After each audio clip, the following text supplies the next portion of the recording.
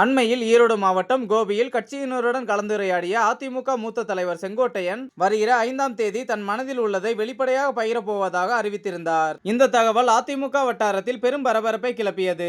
இதன் தொடர்ச்சியாக 5ஆம் தேதி காலை முதலே கோபி சட்டமன்ற தொகுதி அலுவலகம் சுற்றுப்புறம் பரபரப்பாக காணப்பட்டது. காலை 10 மணிக்கு முன்னாள் அமைச்சர் செங்கோட்டையன் நிருபர்களை சந்தித்து நேரில் பேசினார். செய்தியாளர்களை சந்தித்து பேசிய அதிமுக மூத்த தலைவர் செங்கோட்டையன் 1972ஆம் ஆண்டு எம்ஜிஆர் அதிமுக தொடங்கினார். 1977ஆம் ஆண்டு புரட்சி தலைவரின் நல்லாட்சியோடு பொதுக்குழு கூட்டம் நடைபெற்றது.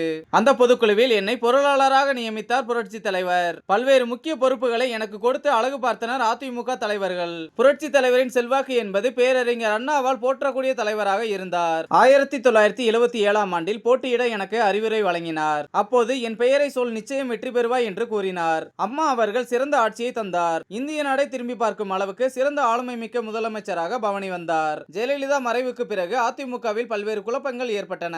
தன்னை விமர்சித்தவர்களை அரவணைத்தவர் ஜெயலலிதா. ஜெயலலிதா மறைவுக்கு பிறகு எனக்கு 2 வாய்ப்புகள் கிடைத்தது.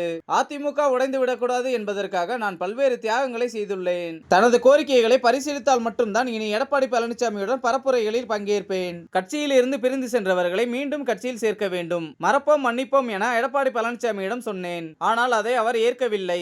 6 அமைச்சர்கள் சென்று பிரிந்து போனவர்களை மீண்டும் கட்சியில் சேர்க்க வேண்டும் என எடப்பாடி பழனிசாமியிடம் வலியுறுத்தினோம். அதை எதையும் கேட்க அவர் தயாராக இல்லை என அதிமுக மூத்த தலைவர் செங்கோட்டையன் எடப்பாடி பழனிசாமிக்கு எதிராக குற்றச்சாட்டுகளை சுமத்தி பரபரப்பை ஏற்படுத்தியுள்ளார்.